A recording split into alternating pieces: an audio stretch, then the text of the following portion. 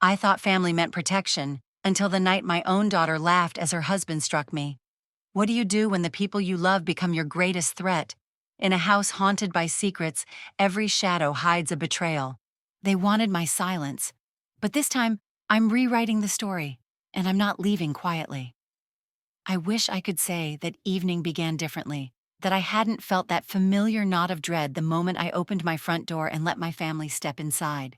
My house, a red brick colonial tucked into a quiet Massachusetts neighborhood, was always meant to be a haven. Tonight, it felt more like a stage set for disaster. The smell of roasted chicken and sage drifted from the kitchen, yet beneath the scent lingered something sour, a tension so sharp it made my teeth ache. I stood at the entryway, smoothing the hem of my cardigan, wondering how I'd let things slip this far. Sierra, my daughter, breezed in first, her heels clicking across the floor, her laugh too loud, brittle. She kissed my cheek without meeting my eyes. Dominic, her husband, followed, arms crossed, mouth set in that stubborn line he wore whenever he entered my space. Behind them trailed Willow, my only grandchild, phone in hand, her face as blank as an unused canvas. A step behind them shuffled the others, Sierra's younger brother, Trevor, and his partner, Mia, always careful to stay out of the fray. I closed the door and pressed my palm to the wood for just a second longer than necessary, stealing a moment to collect myself before turning to face them. We gathered in the living room, sunlight angling through the bay window and painting dust motes gold. I tried to remember the last time we'd all sat together without it ending in tears or slammed doors, but my mind came up blank. The conversation was stilted, polite on the surface. Dominic asked about my garden, Sierra commented on the new curtains. But beneath the words, there was an edge to everything. Dominic's eyes tracked me as I moved around the room, refilling drinks, setting out cheese, as if he were waiting for me to slip. Dinner should have been easy. I'd planned it for days: roast chicken, mashed potatoes, green beans, Sierra's favorite lemon pie. I set the food down with trembling hands, hoping no one noticed. But as soon as we sat, the small talk soured. Dominic started in, his tone clipped. "The house needs painting, Margaret. It's looking worn." The way he said my name, cold, dismissive, set my nerves humming. I tried to brush it off, but he pressed harder, nitpicking every choice I'd made, from the meal to the decor. Sierra, perched beside him, shot me a sideways glance, a smirk ghosting her lips. Maybe Mom likes things a little shabby. It's her style. I forced a laugh, wishing I had the courage to ask them to leave. Willow barely looked up from her phone, but Trevor and Mia exchanged a worried glance across the table. The argument began, as always, with something small. I'd forgotten to buy Dominic's preferred brand of sparkling water. "It's not that hard to remember," he said, voice rising. "You never listen." My hands curled in my lap. "I'm sorry. I thought we had some left from last time," I murmured. Sierra snorted. "She's always forgetting things lately. Maybe she's getting senile." The room went very still. I caught Mia's eyes full of sympathy and looked away. I could feel my face flushing, shame prickling beneath my skin. Dominic slammed his glass onto the table. "She needs to get her act together. This isn't your house anymore, Margaret. Maybe it never was." His words hit like ice water. My breath caught. "Excuse me?" I managed, voice shaking. He pushed back his chair and stood, towering over me. "You heard me. Maybe it's time you moved out. Let someone else take care of things for a change." I tried to stand, the edges of my vision going blurry. "This is my home," I said, but the words sounded weak even to me. And then, in one sudden, terrible moment, Dominic reached out and slapped me, open-handed, sharp, across my left cheek. The sound rang out, a crack that seemed to split the air in two. I stumbled back, the world tilting. My hand flew to my face, stinging hot where his palm had landed. For a moment, everything stopped. Even the birds outside seemed to hush. Silence pressed in, thick and suffocating. My fingers trembled against my cheek. I looked up, searching for someone, anyone, to come to my defense. Sierra stared at me, lips curled into a cold, ugly smile. And then she laughed, not a nervous, startled sound, but a low, delighted laugh that sent a chill down my spine. "Honestly, Mom, you had that coming," she said. Her eyes flashed with something I couldn't name. Contempt? Triumph? It was like looking at a stranger. I saw Willow glance up, wide-eyed, before quickly looking back at her phone, thumbs moving double time, as if nothing had happened. Trevor started to stand, face pale, but Mia caught his arm and shook her head. Don't make it worse. I felt a wave of humiliation crash over me. Betrayal, disbelief, a shame so heavy I thought I might collapse beneath it. This was my family, my own blood. I wanted to scream, to beg someone to acknowledge what had just happened, but the words wouldn't come. Instead, I turned away, moving stiffly toward the kitchen, each step an effort. The world felt too bright, too sharp. My hands shook so badly I nearly dropped a glass. I gripped the edge of the counter, fighting to breathe. The sting on my cheek faded to a dull throb, but inside, something had shattered. I replayed Dominic's words, Sierra's laugh, over and over. The betrayal cut deeper than the slap ever could. I saw myself in the kitchen window's reflection, hair coming undone, face red, eyes shining with tears I refused to shed. As the voices in the living room resumed, as if nothing had happened, I wiped my face and steadied myself. I would not let this be the end of my story. I would not let them erase me, not in my own home. That night, alone in the silence, I made a quiet, unbreakable vow. I would take my life back, no matter what it cost, and they would never see it coming. I woke the next morning with the left side of my face throbbing. The memory of Dominic's hand burned into my skin. Sunlight spilled through the curtains, catching on the purple bruise spreading along my cheekbone. I stared at myself in the mirror above the bathroom sink. My features looked both familiar and foreign, a version of myself I hardly recognized. My body felt brittle, as though one more careless word might crack me open for good.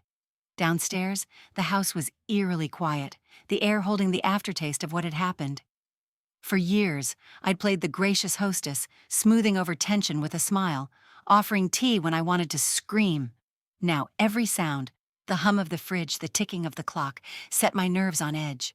The silence was heavy, a warning that nothing would be the same. By midday, I decided to call Sierra. My hands shook as I dialed, but I forced myself to speak clearly when she answered. Sierra, I need to talk about what happened last night. She sighed, as if I'd inconvenienced her. Oh, Mom, you're still on that? Dominic barely touched you. Honestly, you're so dramatic sometimes. I struggled to keep my voice steady. He hit me, in front of everyone. That's not acceptable. She laughed, short, sharp. You've always been so sensitive. You were provoking him, nitpicking everything. What did you expect? Men have limits too. Her words stung worse than the slap. It wasn't my fault, I said quietly. She paused, and for a moment I thought I heard her voice wobble, but it hardened again. You make everything about you. You push people until they snap, and then act surprised. Dominic works so hard for this family, and you never show him any respect. I felt myself shrinking, the old familiar guilt returning. I try to support you both, but I can't let this go, Sierra.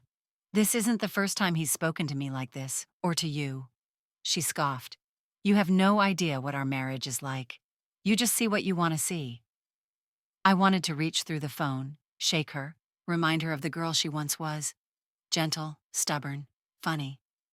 But that Sierra was gone, replaced by this brittle, defensive woman who looked through me like glass. I ended the call feeling hollowed out, uncertain if I'd made things worse. I wandered through the kitchen, opening and closing cabinets I'd organized 1,000 times, trying to anchor myself to routine. My phone buzzed with a text from Joanne. Are you all right? You seemed off at dinner. I hesitated, then replied with a lie. Just a headache. I'll call you soon. Later, Joanne appeared at my back door, her hair wild in the wind, worry etched across her face. She didn't comment on the bruise, just handed me a plate of blueberry muffins. We sat at the table, old friends surrounded by silence. She reached across the table, her fingers warm on my wrist. Margaret, talk to me. I looked away, shame clawing at my throat. It's nothing, just family drama. She shook her head. I saw the way Dominic looked at you. And Sierra, she was never like this. What's going on? I hesitated. I don't know. It's like I've become the enemy in my own home. She squeezed my hand. You don't have to face this alone, you know. I wanted to believe her, but I'd learned long ago that family secrets had a way of infecting everything, making even well-meaning friends step back. Thanks, Joanne. I just need some time. That evening, I took out the trash, grateful for the cold air on my skin. Mr. Foster, my neighbor for nearly 40 years, stood at the end of his driveway, fiddling with his mailbox. He glanced over, his eyes settling on my bruise. "Tough week?" he asked gently. I offered a tight smile. "You could say that." He nodded, his face softening with understanding. "If you ever need anything, you know where to find me." "Thank you, George," I said, and meant it. After dark, I tried calling Sierra again. This time, she didn't answer. I wandered the house, the rooms echoing with memories. Birthdays, Christmases, Sunday dinners when Trevor and Sierra were still children, and the world felt simpler. I remembered small cruelties from Dominic, moments I'd brushed off, the way he'd rolled his eyes when I corrected Willow's manners, the times he'd criticized my cooking or home or parenting. Even Sierra, once so eager for my approval, had started echoing his put-downs, cutting me with words instead of hands. In the kitchen, I caught my reflection in the window, bruised, tired, eyes rimmed red. I pressed my palm against the glass, whispering, "What happened to us?" But the darkness offered no answers. I sat at the table and opened my journal, something I hadn't done in months. I wrote down everything I remembered. Dominic's words, Sierra's laughter, the look in Willow's eyes as she pretended not to see.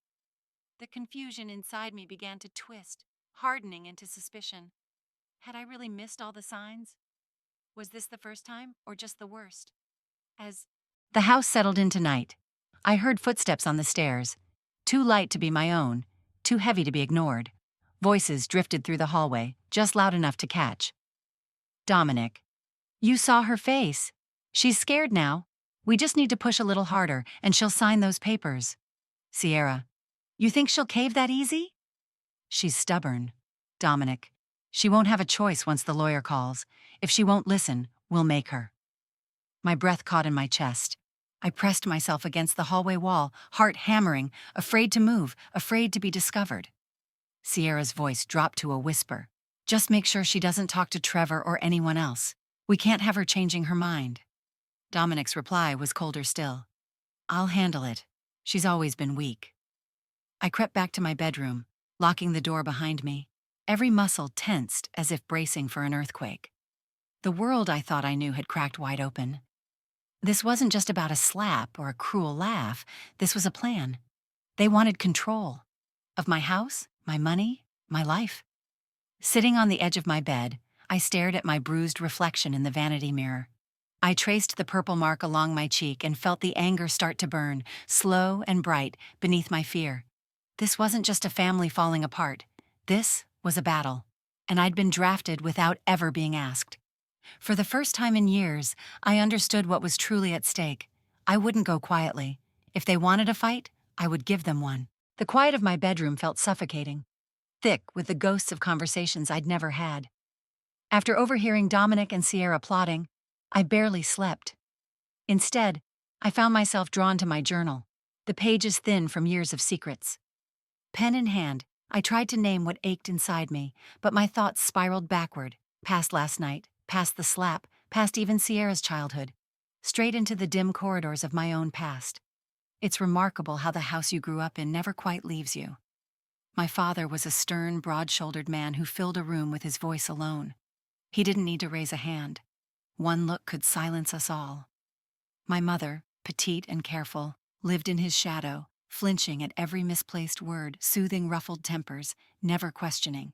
I learned early that love could be conditional, measured out in teaspoons and always in danger of being revoked.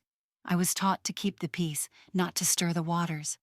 I see now how those lessons took root. In every corner of my life, I let myself be quieted, thinking it was the same as being kind.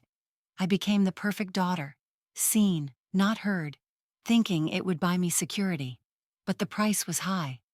Even now, my father's words echo when I hesitate to speak. "Don't embarrass us, Margaret. Don't be difficult. Don't make a scene." It's no wonder I spent decades apologizing for my existence. I turn the page in my journal, letting the ink carry confessions I've never said aloud. "He always wanted you to be small," I write, "and I tried so hard to be what he wanted. I forgot how to be myself." My marriage to Henry should have been a chance to begin again. In many ways it was. Henry had a gentleness that soothed me at first, but even he had learned the rules of our time. Don't challenge. don't disagree. Family first, even when it hurts.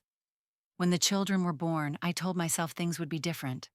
I promised to be a mother who listened, who encouraged, who fought for her children. But old habits run deep. With Sierra, I saw glimpses of my own childhood in hers. She was stubborn, brilliant, sensitive, a girl who questioned everything. Yet when Henry died, grief made me cautious. I worried about keeping the family together, making everything normal again, smoothing over pain instead of facing it. Dominic's entrance into our lives seemed a relief at first, a man who brought order, who promised to care for Sierra. But the way he looked at her, the way he talked over her, echoed things I remembered from my father's house. I told myself it wasn't the same. I told myself I was imagining things. I closed my eyes, remembering a moment years ago. Sierra, maybe 15, shouting in the kitchen about a teacher who embarrassed her. I told her to calm down, to let it go. She slammed the door and didn't speak to me for days. I was terrified she would hate me, so I apologized, even though I'd done nothing wrong. I see now how often I confused keeping the peace with loving someone. Joanne's voice is still in my ears from our last talk. You can't keep blaming yourself, Margaret. You didn't invent these rules. You inherited them. I looked at her, desperate for relief. But what if I pass them on anyway? She squeezed my hand.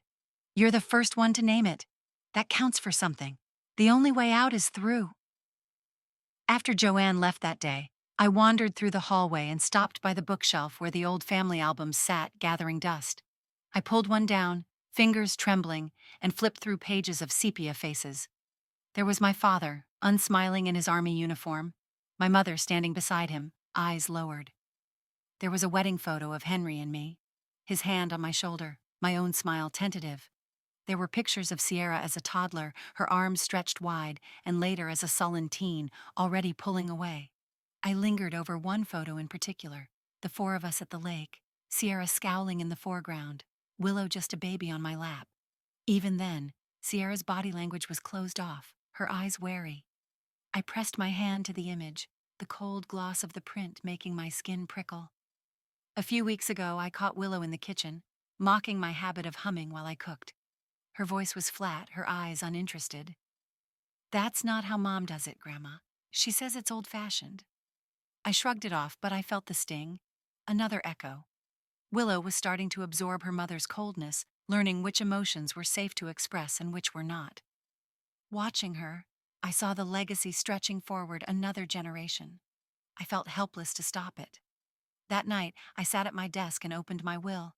The paper felt heavier than it should, the words on it a mixture of hope and regret. My hand shook as I traced the signatures, Henry's and mine, side by side. I wanted to believe we'd left something good for our children, but now I was no longer sure. I stared at the legal language, thinking. The house settled into night. I heard footsteps on the stairs, too light to be my own, too heavy to be ignored. Voices drifted through the hallway, just loud enough to catch. Dominic.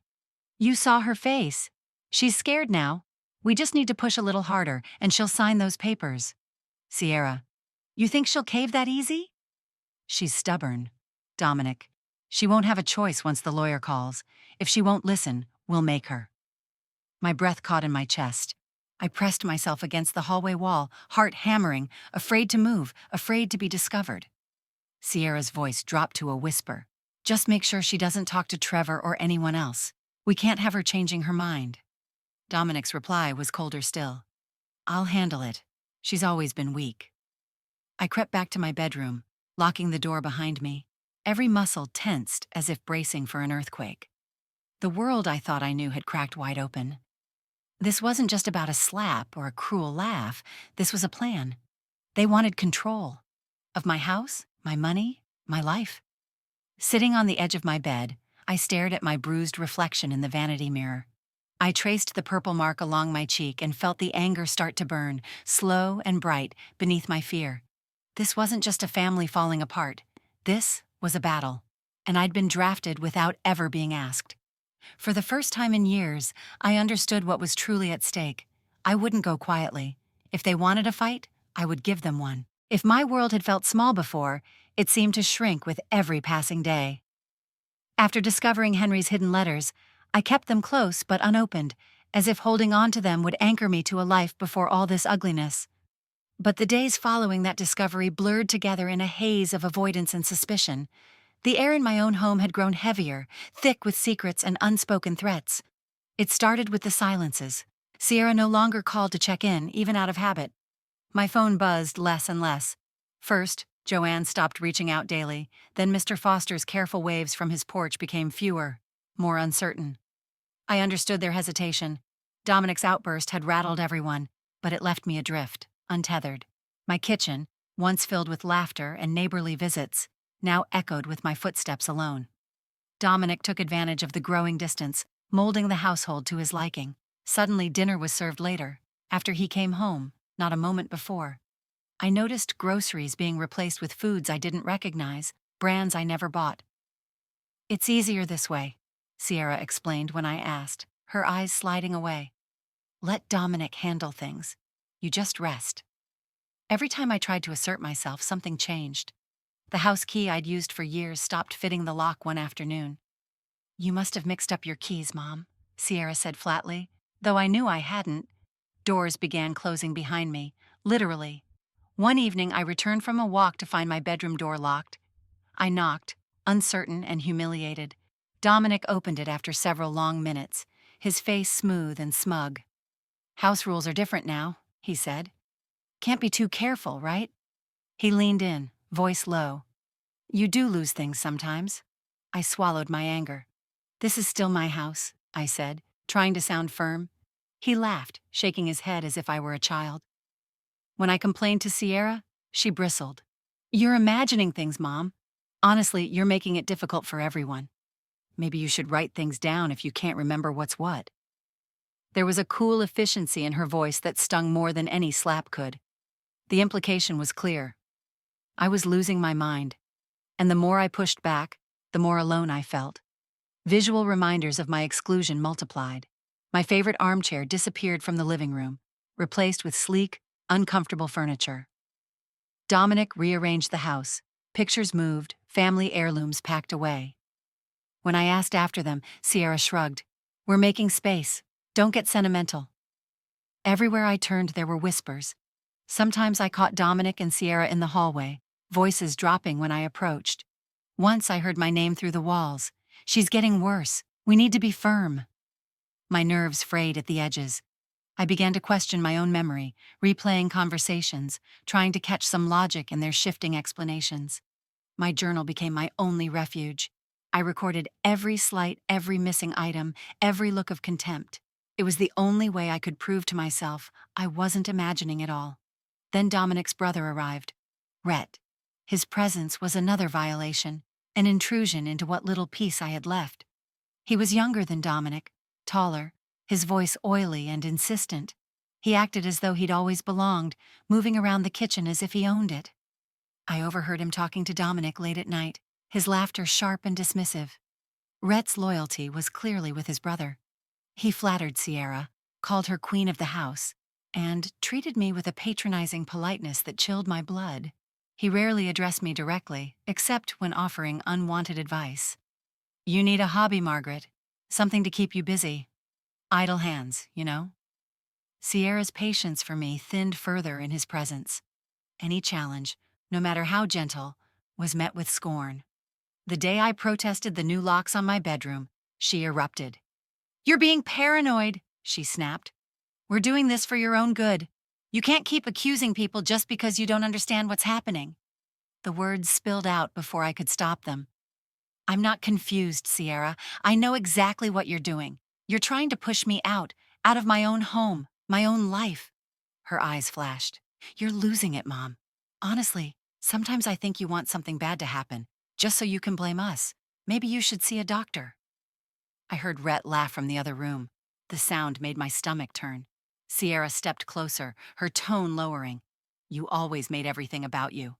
Maybe we're finally done playing along." I felt something in me harden at her words. For so long I'd carried guilt, questioned my memory, tried to keep the peace. Now my anger started to glow at the edges. I saw the game they were playing. I saw how I'd been written out of my own story, left to haunt the edges while they repainted the narrative. The isolation became suffocating. Joanne left a message, Her voice sounded wary, uncertain. "Call me when you're ready. I don't want to make things worse." Even Trevor, my son, stopped visiting. The distance wasn't just physical. It was as if I'd ceased to exist. The deepest cut came from Willow. I found her one afternoon in the hallway, mimicking Dominic's swagger, rolling her eyes when I asked about her day. "Why are you always so nosy, Grandma?" "Mom says you should rest more, not worry about what the rest of us are doing." I tried to smile, but she barely looked at me. She'd started parroting Dominic's tone. Dismissive, sharp, disrespectful. It was in the way she spoke to me, the way she slammed doors, the way she rolled her eyes when she thought I wasn't watching. Watching my own granddaughter turn cold was like witnessing the final thread of my family unravel. That evening, I retreated to my locked bedroom, heart hammering. Through the wall, I heard Dominic and Rhett talking, their voices smug and certain. "Rhett, she's not going to last much longer. Once she's out, we'll finally have some peace around here." "Dominic, she's stubborn. But everyone thinks she's crazy now. No one's coming to help her." Their laughter drifted through the wall, cruel and careless. I curled up on the bed, rage and fear twisting inside me. For the first time, I realized just how thorough their campaign had become. Systematic, strategic, designed to erase me before I even left the house. But somewhere beneath the ache, I found something sharper: resolve. If they wanted to write me out, I would make sure my story had the last word. The day I decided to change my will was the first time in months I felt any real control. Even as the walls of my life closed in, even as Dominic's grip tightened and my own family withdrew, something fierce began to smolder inside me, a need to protect what little I had left. I moved through my days careful and deliberate, never letting on that beneath my silence, plans were forming. The idea came to me late one night while rereading Henry's letters. I had finally summoned the courage to open the first. His handwriting, shaky but familiar, filled the page. "Margaret, if you ever feel our family is being threatened, you must act. Don't let anyone take away what we built. You promised me you'd be strong even when I couldn't be there. I know you. I trust you. Protect our legacy and don't let fear guide you." I held the letter to my chest, my husband's words igniting something inside me that I thought had died with him. The next morning, I slipped out early before anyone else was awake. I told Sierra I was going for a walk, forcing my voice into a casual rhythm. She barely looked up from her laptop. Dominic was already gone, and Willow had left for school. I clutched my handbag tight as I walked 2 blocks to the bus stop, each step measured and purposeful, like I was walking back into myself. Ms. Larkin's office sat on the corner of a quiet street downtown, wedged between a hardware store and a bakery that always smelled of cinnamon.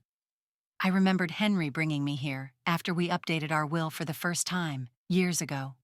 He had squeezed my hand, made me promise to always put family first, though neither of us could have imagined what family would come to mean. Inside, Ms. Larkin greeted me with a brisk smile. Her office was a haven of polished wood and tidy stacks of papers. She motioned for me to sit and folded her hands, eyes sharp behind wire-rimmed glasses.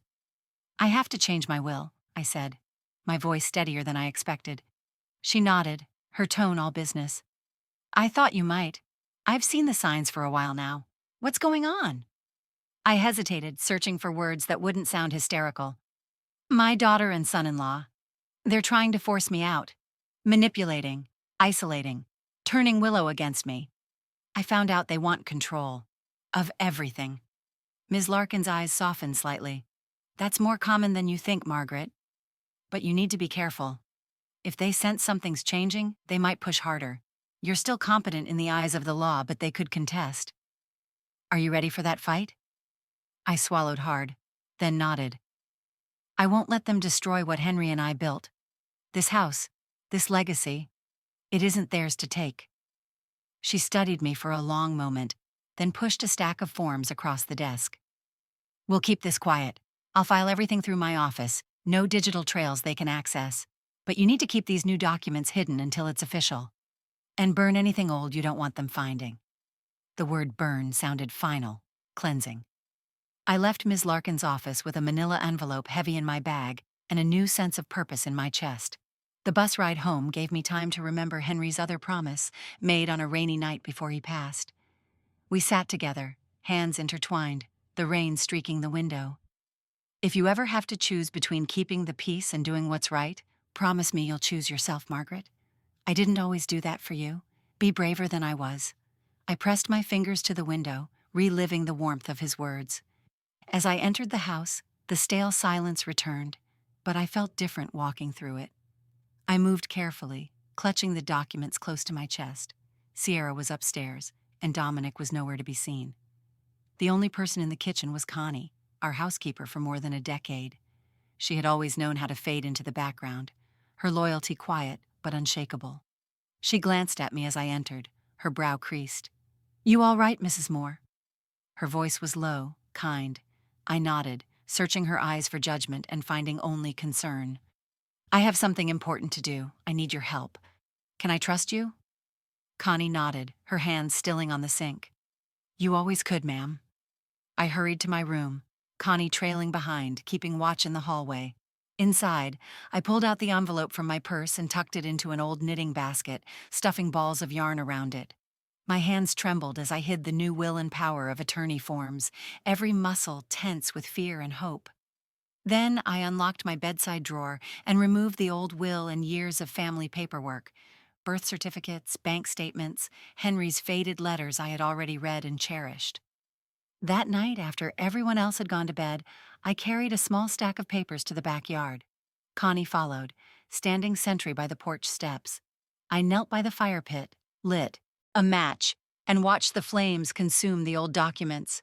The fire flickered gold and orange, devouring the evidence of a life I was determined to reclaim.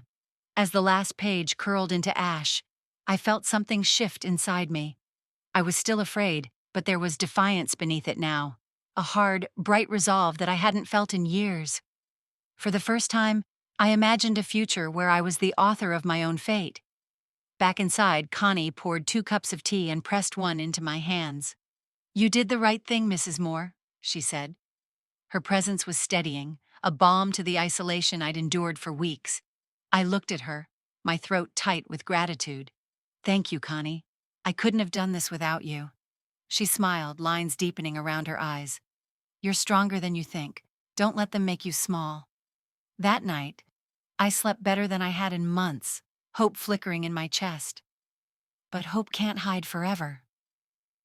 The next afternoon, Dominic came home early. I was in the living room, rearranging books, anything to keep my hands busy, when I heard him upstairs. Drawers opened and slammed, footsteps heavy and impatient. My heart seized as I heard him mutter, "She's hiding something." I know it. A few minutes later, I saw him watching me from the top of the stairs, his eyes narrow, calculating. He had found something, a slip of paper, maybe a receipt that didn't belong. He studied me as if I were a puzzle to solve. For the rest of the day, he followed me with silent suspicion, every glance a warning. That night, I caught Connie's eye as she gathered dishes. She gave me a subtle nod. We both knew the game had changed, and now Dominic was playing for keeps. By the end of that week, the cracks in our family could no longer be hidden. There was no more pretending, no more smoothing over. Every word, every look, every silence carried the charge of a live wire. The air inside my home felt electric, threatening, waiting for the first spark to set everything ablaze. It started with Connie. She appeared at my bedroom door late one night, her voice barely above a whisper. "Mrs. Moore, I need to tell you something." We crept into the pantry, the only place left in the house where whispered secrets seemed safe. There, between shelves of canned peaches and dusty preserves, Connie shared what she'd overheard. "I heard them, Dominic and Rhett. They were in the study talking about you. They said you're almost done, and that once the papers are signed, you'll be moved out. They said Sierra would have come around once the money's secure. Mrs. Moore, I don't like it. They're planning something, and it's not good." A cold shudder ran through me, but Connie's presence steadied my nerves. Her loyalty, small and quiet as it was, felt like a lifeline. We huddled together in the low pantry light, plotting next steps. I scribbled notes on a torn grocery list, thinking through everything. Where to hide important documents, who to call if things got worse, what to say if Dominic or Sierra confronted me. Connie listened, offering practical advice between worried glances toward the door. The next day, the tension exploded into open conflict. At breakfast, Dominic strode into the kitchen, voice raised for the whole house to hear. "Are you hiding something from us, Margaret? I found a burned scrap in the fire pit. Looks like legal paper. Mind telling me what you're up to?" I forced myself to look him in the eye. "It's none of your concern, Dominic. I have a right to privacy in my own home." He laughed, ugly and loud. "Your own home? You think this is yours? You're lucky we even let you stay. I could have you out of here in a day if I wanted." Sierra entered, arms folded, watching from the doorway. She said nothing, but her eyes burned with resentment. Rhett leaned against the counter, grinning, enjoying the spectacle. My hands shook, but my voice didn't. "I know what you're doing," I said quietly. "I know about the conversations, the plans. You can threaten me all you want, but I won't be bullied." Dominic's face twisted. "You think you're clever? Maybe you're just confused. But if you want to go to war, we'll go to war. You're alone, Margaret. No one's on your side." It wasn't true. I thought of Connie, the one person in this house who hadn't abandoned me. And just then, as if on cue, she appeared in the doorway, holding my old garden gloves, a silent sign of solidarity. I couldn't deny the fear coiling in my stomach, but alongside it was a spark of something unfamiliar. Defiance. For the first time, I felt the scales tip. I was scared, yes, but no longer helpless. Later that morning, after Dominic and Rhett left for errands and Sierra disappeared upstairs, I escaped into the backyard, phone clenched in my hand. I dialed Mr. Foster's number, praying he'd answer. "George, it's Margaret." He heard the tremor in my voice right away. "What's happened?" I told him everything. Dominic's threats, the burned will, Connie's warnings. I felt shame creep in as I spoke, but he cut me off. "You come here anytime, Margaret. You're not alone. If things get bad, you just walk out your front door. I'll be watching. You understand?" I blinked back tears, overwhelmed by gratitude. "Thank you, George. I don't want to cause trouble." "You let me worry about that," he said, gentle but firm. "You're stronger than you know." I hung up, taking comfort in the knowledge that someone outside these walls believed me. Inside, the house felt different. The battle lines were drawn now, Dominic and Rhett on one side, Connie and I on the other, with Sierra and Willow lost somewhere between. Every conversation was a minefield. The kitchen, once my refuge, became hostile ground. I moved through my days with Connie at my side, careful, deliberate, never letting Dominic or Rhett catch us alone. The confrontation with Dominic replayed in my mind, sharpening my resolve. I realized then that my courage was growing, fed by the loyalty of those who had chosen to stand by me. Connie, Mr. Foster, even the memory of Henry's words urging me to fight. That evening, Connie and I met again in the pantry. The small bulb above us buzzed as we whispered about possible next steps. I felt a deep loneliness, but also the faint pulse of empowerment. I was not as alone as they wanted me to believe. As we left the pantry, Connie touched my arm. "I'll watch out for you, Mrs. Moore. We'll get through this. Just trust your instincts." I nodded, gratitude welling up. For the first time in weeks, I allowed myself a sliver of hope. But hope is a dangerous thing in a house built on secrets.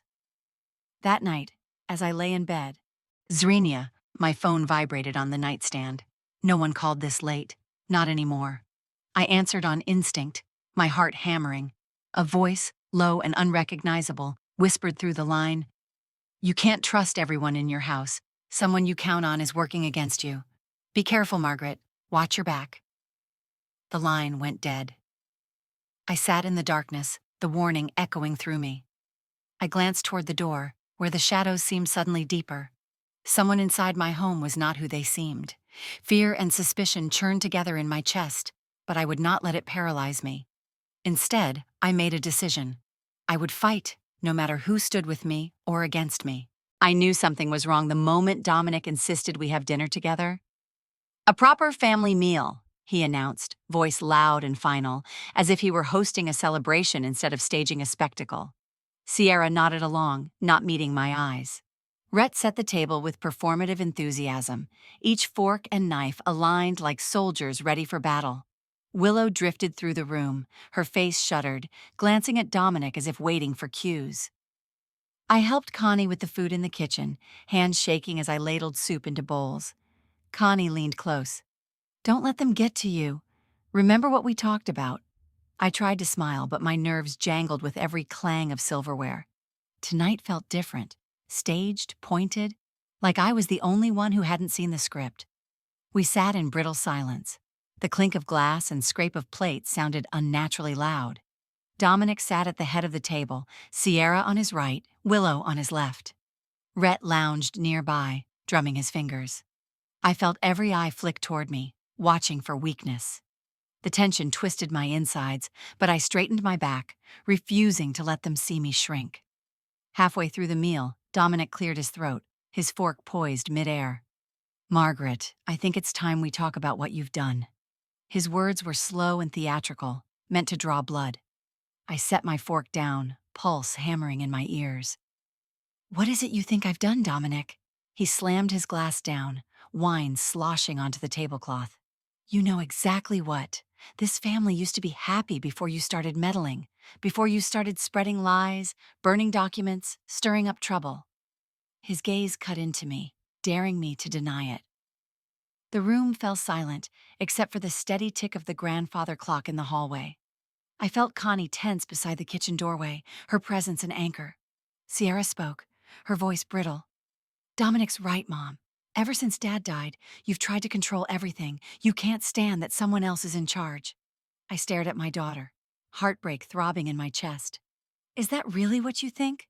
That I'm trying to control you? Or is it that I'm not willing to be erased?" Dominic laughed, a sharp, ugly sound. "Here she goes again, playing the victim. Margaret, everyone sees through your act, even Willow does. Isn't that right, Willow?" Willow looked up from her plate, eyes flicking between Dominic and me. For a moment, something vulnerable flickered in her gaze.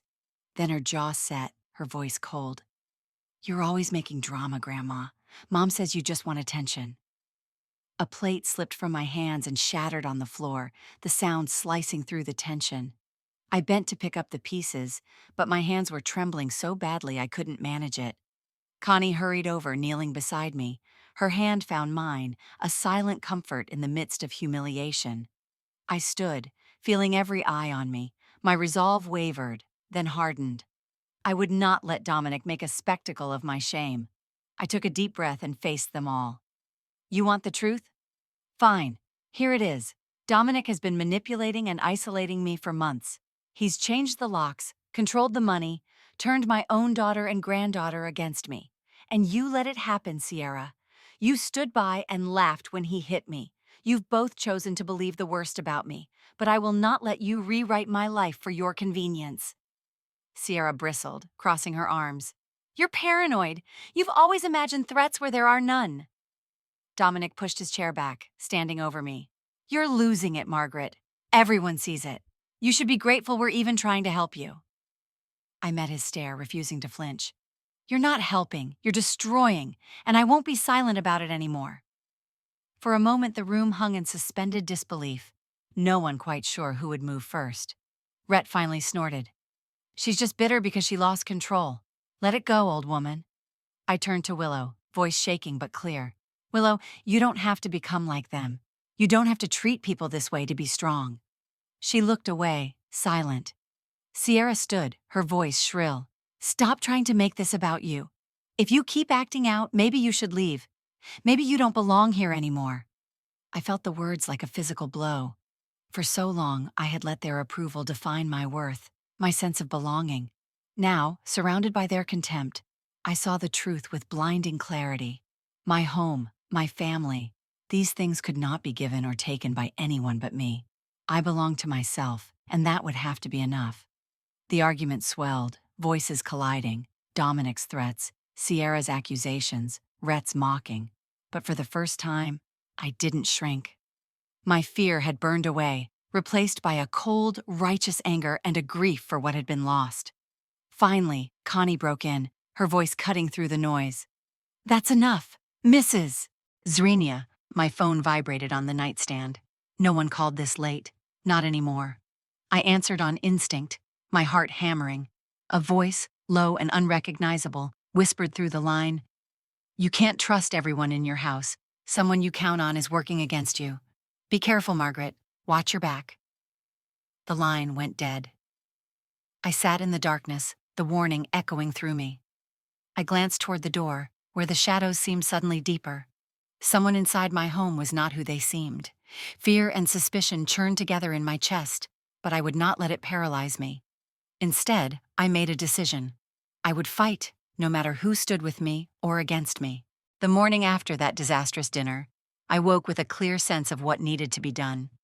The truth I'd been clutching close, the stack of Henry's hidden letters, felt suddenly urgent, not just as a shield for myself, but as a torch to light up all the darkness that had taken root in our family.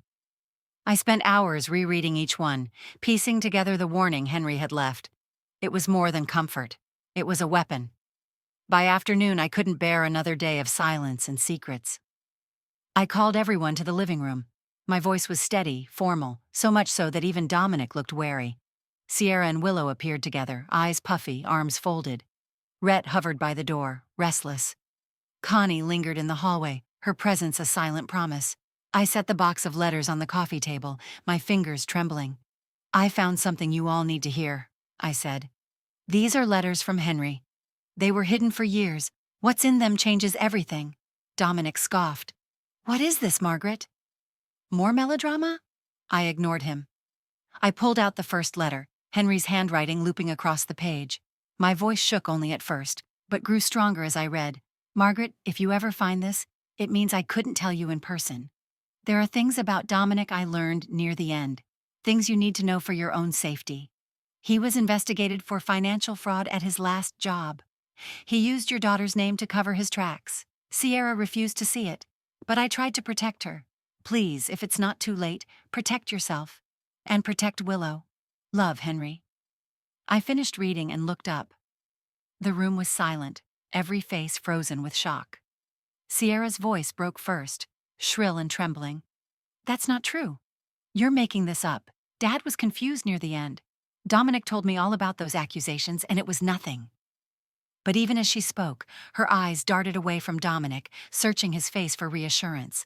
Dominic's jaw worked furiously, his usual composure slipping.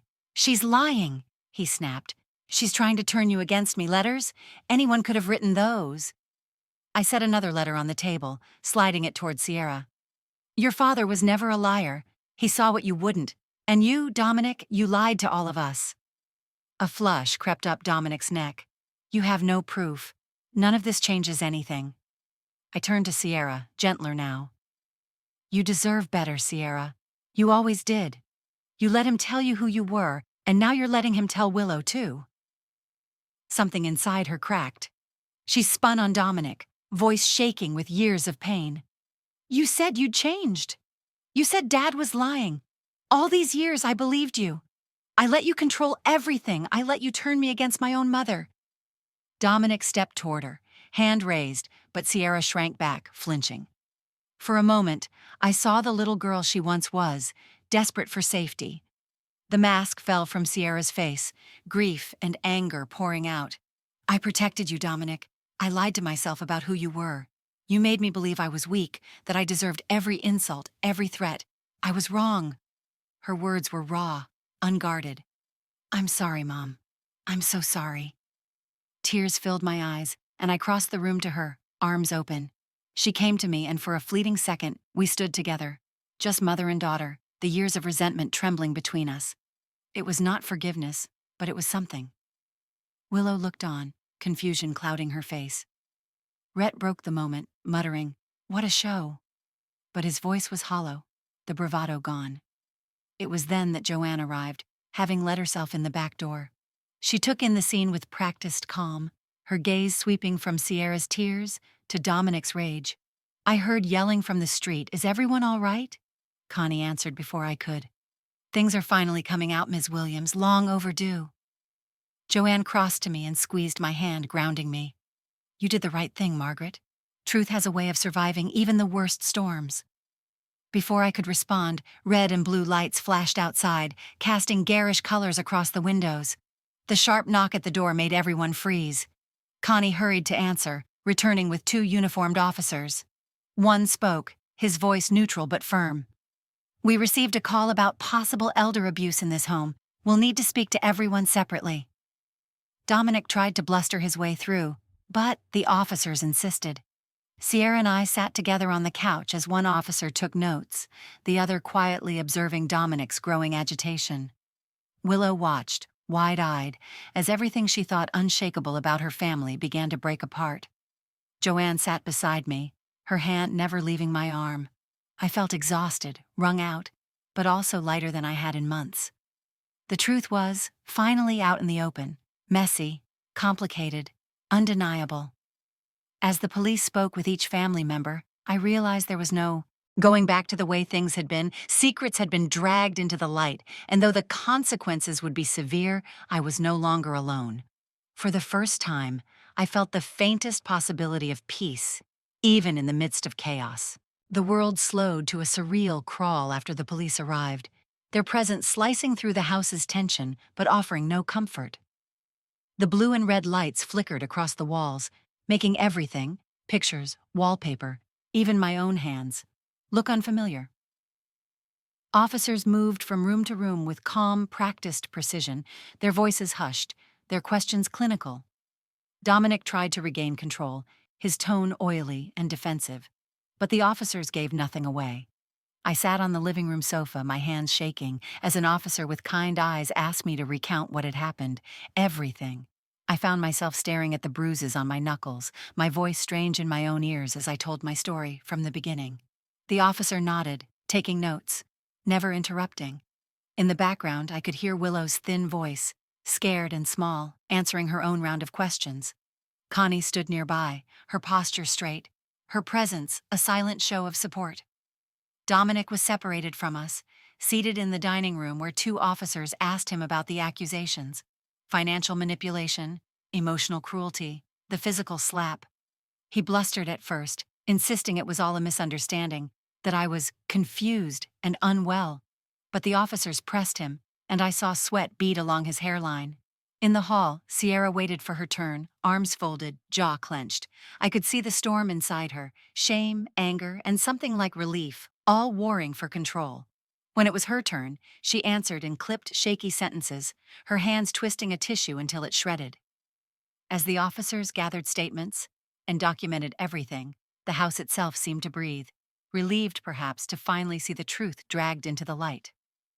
For so long, its walls had echoed with secrets. Now, every word spoken felt like air after suffocation. After the police finished their interviews, they conferred quietly in the hallway. Dominic was told not to leave town. One officer gave me a small, sad smile and pressed a card into my palm. "If you feel unsafe, call this number anytime. You don't have to do this alone." The officers departed, leaving behind a quiet more profound than any before. The only sound was the distant murmur of Connie in the kitchen, making tea as if to stitch normalcy back together. I turned to Sierra, who was still sitting on the stairs, elbows on her knees, face buried in her hands. For a moment, I saw the daughter I'd raised, wounded, lost, but still there beneath the armor. I sat beside her. Silence stretched, thick and awkward before she finally spoke. "I didn't know," she whispered, her voice raw. "I didn't want to know. He made me believe it was all in my head. That I was weak. That you never loved me the way I needed." She wiped her eyes, furious with herself. "I let him do the same to Willow. I wanted to reach for her, to pull her into my arms and take it all away. But I hesitated, afraid of breaking the fragile honesty between us. I failed you," I said, my own voice unsteady. "I let him get away with it for too long. I let you believe you weren't enough, that you had to earn love by being quiet, by surviving." I drew a shaky breath. "I wish I'd been braver. I wish I'd seen you sooner." She turned, searching my face for some sign of forgiveness. "I'm sorry, Mom, for everything, for laughing, for not stopping him, for becoming like him." Her confession was jagged, torn from a place so deep I barely recognized it. I placed my hand over hers. "It isn't too late, Sierra. The cycle can end with us, but you have to choose it. We both do." For a long moment she didn't move. Then, with a small sob, she leaned into me. I wrapped my arms around her, both of us shaking with relief and regret. It wasn't a solution. It wasn't absolution. But it was a beginning, a tiny breach in the dam. The emotional exhaustion left me hollow, and I pulled away to wipe my face. As I did, Willow crept down the stairs, her usual bravado gone. She hesitated in the doorway, arms wrapped tight around herself. She looked so young in that moment, her eyes darting between me and her mother. I opened my arms to her, unsure if she'd accept. She hovered for a moment before collapsing against me, her body shaking with silent sobs. "I didn't know what to do," she whispered into my shoulder. "Everything got so scary." I stroked her hair, remembering when she was small enough to carry, when her world was still safe. "You're safe now, sweetheart," I murmured. "We all are. We're going to make this right." For the first time in months, Willow let herself cry in front of me. Connie came in quietly, setting tea on the coffee table, giving us space but always nearby, her silent solidarity a comfort I couldn't name. Joanne arrived soon after, her face grave but determined. She sat with us, offering practical advice, support groups, lawyers, people she knew who could help. She looked each of us in the eye, making sure we heard her. "You can build something new from this. It'll be hard, but you're not alone." Late that night, I sat alone in the study staring at the fire, the enormity of what had happened pressed down on me. The exposure of secrets, the collapse of old illusions. I wondered what would happen next, if Dominic would fight harder or simply disappear. I wondered if Sierra would truly break away from him, if Willow would trust me enough to heal. The phone rang, sharp in the stillness. Miss Larkin's voice was grave. "Margaret, I need you to listen carefully. The court has temporarily frozen your will and all related assets until they can determine your mental capacity and sort out the contestation Dominic's filed. You'll need a medical evaluation, and until then, you can't change anything or access certain funds." My heart dropped, but Miss Larkin's words were calm, determined. "This isn't the end. I'll help you fight. It's just another step, but it means you're in limbo, at least for now." The sense of limbo was crushing. I felt untethered, as if my life and my home now existed in a holding pattern, everything decided by strangers behind desks. But I looked at Sierra and Willow, huddled together in the living room, and Connie making quiet preparations for morning. I saw Joanne's number saved in my phone, Mr. Foster's porch light glowing across the street, and I knew this wasn't the end of my story. Something inside me had shifted. The illusion that had ruled my family, of safety, of silence, of power, was shattered, but in its place, a painful, necessary honesty had begun to grow. The cycle could be broken. Maybe not today, maybe not perfectly, but hope, for the first time in years, felt possible. The days after the court's decision passed in a strange kind of stillness. I moved through my house like a guest, the floors creaking beneath me, the walls echoing every memory, good and bad, that had ever lived here. The legal limbo was suffocating, but something had shifted inside me. For the first time in years, I faced a choice not shaped by fear. I could pursue vengeance, or I could try, however uncertainly, to heal. I lingered in every room, letting the memories rise up. In the dining room, I remembered birthday cakes, arguments, quiet mornings with Henry. In the den, I ran my hand across the back of the old sofa, where Willow used to curl up beside me, small and trusting. The house felt emptier than ever, but there was also space now, a space for something new. Late one morning, after the family had scattered, I found Connie in the kitchen, hands dusted with flour as she kneaded dough. She looked up, reading my mood instantly. "You look like you've seen a ghost, Mrs. Moore." I sat across from her, letting the warmth of the oven and the quiet presence of her company calm me. "Maybe I have, or maybe I'm just finally letting go of some old ones." She wiped her hands on her apron and sat. "You've been through hell, but you're still standing. That's something." I looked down at my hands, tracing the lines of age and regret. Sometimes I wonder if I ever did enough, if I could have stopped all of this before it got so far. Connie reached across, her touch gentle. "Guilt's heavy, but it's not the whole story. You tried to keep your family together. Now you're trying to put yourself back together. That takes strength." I nodded, trying to let her words sink in.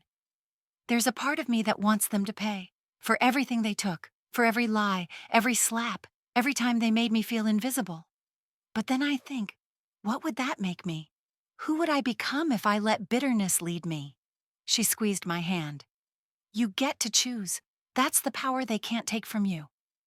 For the first time, I considered the possibility that I could let go of the pain, not because I forgave what had been done, but because I wanted to move forward, not backward. Later that afternoon, I walked the halls alone, sunlight slanting through the windows, illuminating the dust in the air. The house was quieter, almost reverent. I paused in the entryway, where Henry's picture still hung, and spoke aloud, my voice steady. I did my best. I'm sorry it wasn't always enough, but I won't let our story end in anger. The sound of the front gate opening drew me outside. Mr. Foster stood at the fence, his hands in his pockets, eyes kind. Thought I'd check in. Any news from your lawyer?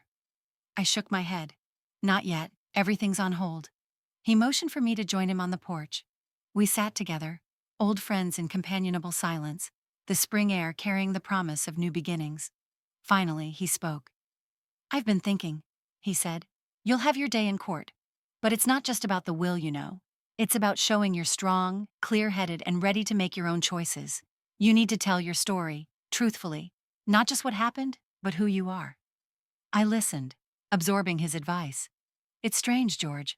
I always thought my story was about being a mother, a wife, a caretaker. I never let myself imagine being anything else. He smiled, lines deepening around his eyes. You get to decide now. It's your turn.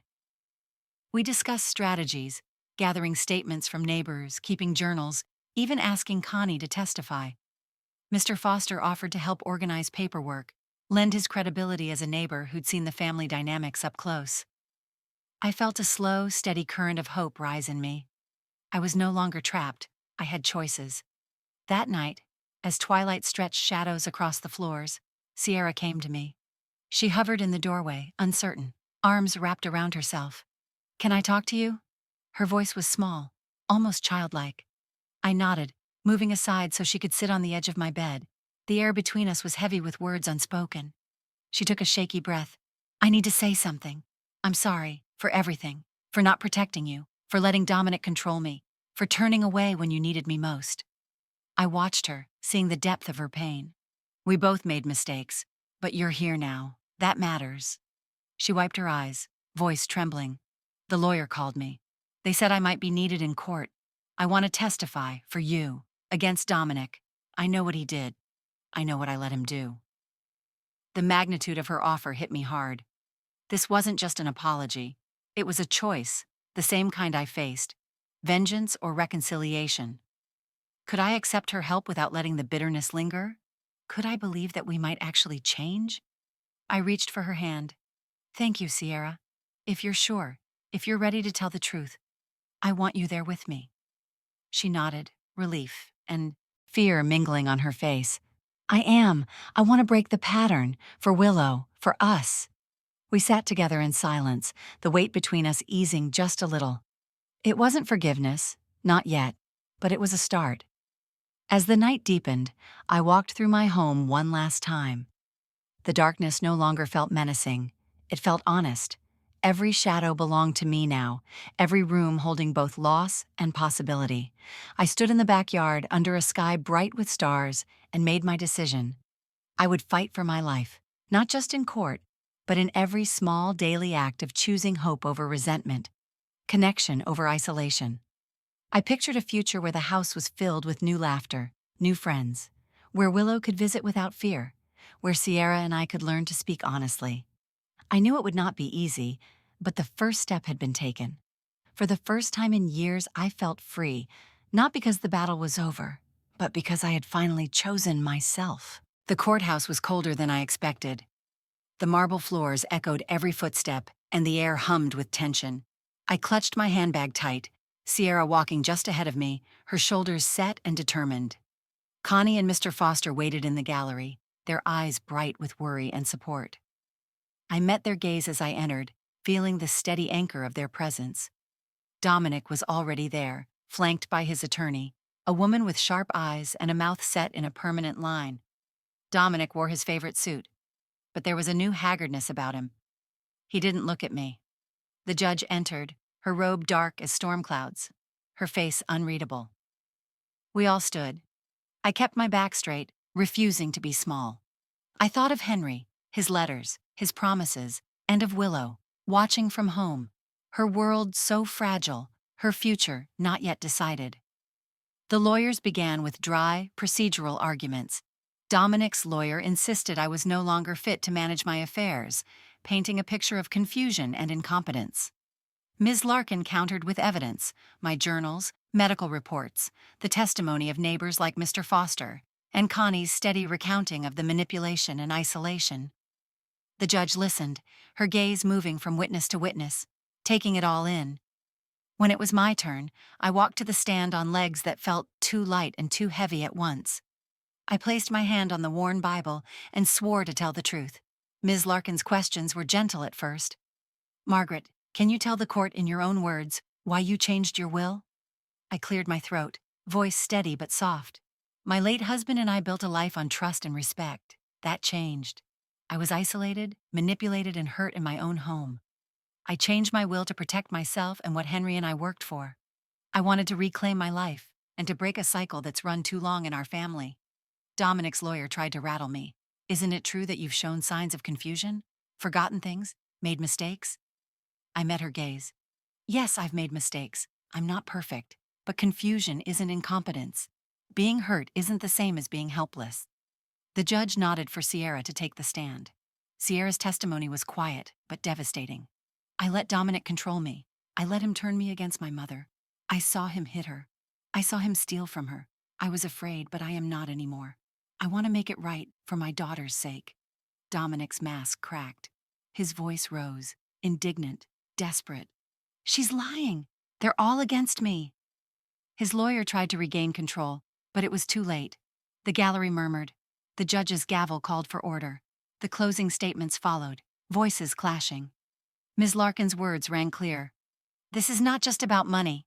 It's about a woman's right to decide her life. It's about breaking patterns of control and reclaiming dignity." The judge's gaze landed on me. "Margaret, do you wish to say anything else before I make my decision?"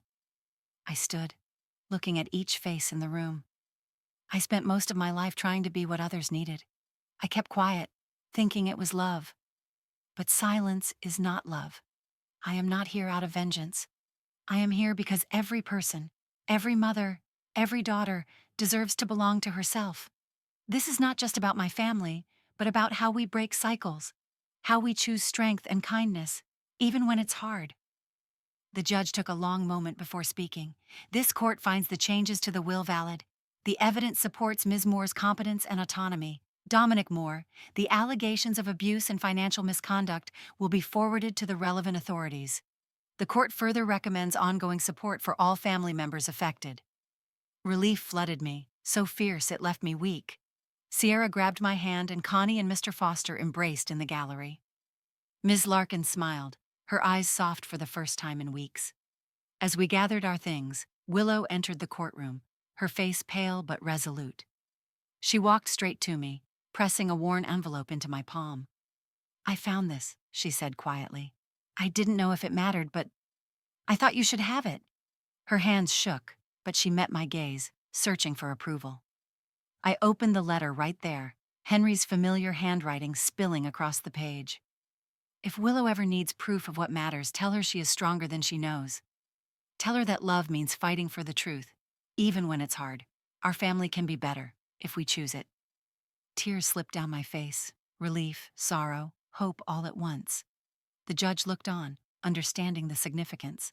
With that letter, the judge amended her ruling to ensure Willow's future was considered, naming me as her temporary guardian until a family therapist could assess the situation. For the first time in a long while, I felt a sense of peace. Not victory over Dominic, but something gentler and stronger. A reclamation of my dignity, my story, my family's chance at something new. The courtroom emptied, but I lingered a moment longer, breathing in the freedom that came not from triumph, but from truth. Justice, I realized, was less about punishment and more about possibility. I walked outside into the pale afternoon sun, Sierra and Willow beside me, Connie and Mr. Foster close behind. The world felt open, uncertain, but finally mine. My house is quieter now, but it's a different kind of quiet, no longer the heavy silence of secrets or shame, but the soft hush of peace. Some mornings, I wake to sunlight streaming through the kitchen windows, painting gold across the floors, and I remember how I once dreaded this place. Now, every room feels like it's been washed clean, every surface touched by possibility. Life after the trial isn't dramatic. It isn't easy either. But it is honest. And for the first time in years, that feels like enough. Sierra and Willow didn't move out. We didn't split our lives into tidy halves, but instead started the slow, awkward work of building something new. There are gaps, empty chairs, unopened letters, conversations we still can't have, but there are also new rituals. Sunday pancakes, late-night tea, afternoons in the garden. Gardening, which Henry loved, has become my therapy. I spend hours outside, digging and planting, feeling the earth under my fingernails. Each seed that sprouts feels like a small promise kept. Sometimes Sierra joins me, quiet but present, pruning roses or spreading mulch. Other times, Willow sits nearby with a book, her presence a fragile peace offering. My old friends didn't abandon me, even when I tried to push them away. Joanne, never one to let a wound go untended, started a community support group for women facing family abuse. We meet every Wednesday evening in her living room, half a dozen women, some with stories darker than mine, all searching for the same thing: the strength to choose themselves. Connie comes sometimes, and her laughter always fills the room. Even Mr. Foster drops by with home-baked bread and his usual gentle wisdom. I'm surprised by the small, sweet friendships that have sprung up in the aftermath. Neighbors wave when I walk by. The librarian saves books she thinks I might like. Even the postman lingers to ask about my flowers. These threads are not the ties of blood, but they are real, and they matter. The house is filled with new sounds, the hum of music drifting through the halls, Willow's laughter as she FaceTimes with friends, the clatter of pots as Sierra experiments in the kitchen. Sometimes at night, I catch the two of them sitting at the table, heads close together, whispering secrets. Their relationship is still fragile, but it's honest now, and that honesty is its own form of healing. Of course, there is grief.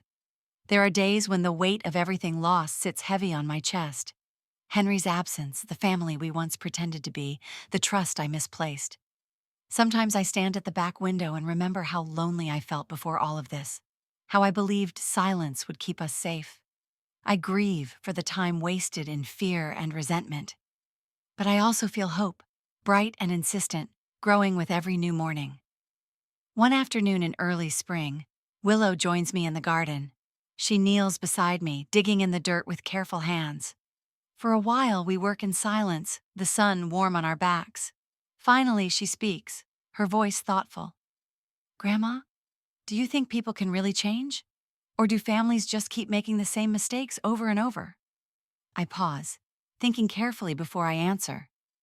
"I think change is slow, Willow. I think it takes courage to look at the truth and decide to do something different, even if it's hard. But I also think we get to choose every day what kind of family we want to be." She looks up, her eyes older than her years. "I don't want to be like him. I don't want to hurt people just because I'm scared." I reach for her hand, squeezing gently. "You won't. You're already braver than you know. You saw what was wrong and you said something. That's how cycles get broken. That's how families heal." She nods, a smile flickering at the edges of her mouth. "I want to be better. For you, for Mom, for me." I brush a stray lock of hair from her forehead. "You already are, sweetheart. Just keep choosing kindness. The rest will follow." Afterward, as Willow heads inside, I stay in the garden a little longer. The sun is setting, spilling pink and orange across the sky, and I let myself feel grateful for the pain that forced me to grow, for the people who chose to stand beside me, for the chance to begin again. That evening, Joanne's support group meets at my house. We gather in the living room, mugs of tea in hand, sharing laughter and stories, trading recipes and advice. Connie sits with Mr. Foster, both of them animated and alive. The room feels full, of hope, of new beginnings, of a different kind of family. As the night quiets, I find myself reflecting on everything that's happened. I no longer see myself as a victim, or even a survivor, but as a woman who finally found her voice. The journey was not one I would have chosen, but it brought me here, to a place of truth, of resilience, of self-discovery. Family, I've learned, isn't just the people you're born to. It's the people who see you, who hold you up, who walk with you when you're lost. It's the friends who show up, the neighbors who care, the children who learn to forgive. It's the community you build, one act of courage at a time. Standing at the kitchen sink, I watch Willow and Sierra laugh together. I see Connie sharing stories with Joanne, Mr. Foster pouring tea. I realize finally that I belong, not because of what I endured, but because I chose to love myself and let others in. My life is quieter now, but in the gentle hush, I've found something stronger than happiness. I've found peace. I've found family, my own, made and chosen. And as I close my eyes, breathing in the scent of earth and rain and hope, I know that I am home. Have you ever faced a secret in your family that changed everything? Share your own story below, because healing starts with being heard. If this saga gripped you, join the conversation. What would you have done in Margaret's shoes? Dive deeper with us for more true stories that challenge, surprise, and inspire. Your voice could be the lifeline someone else needs tonight.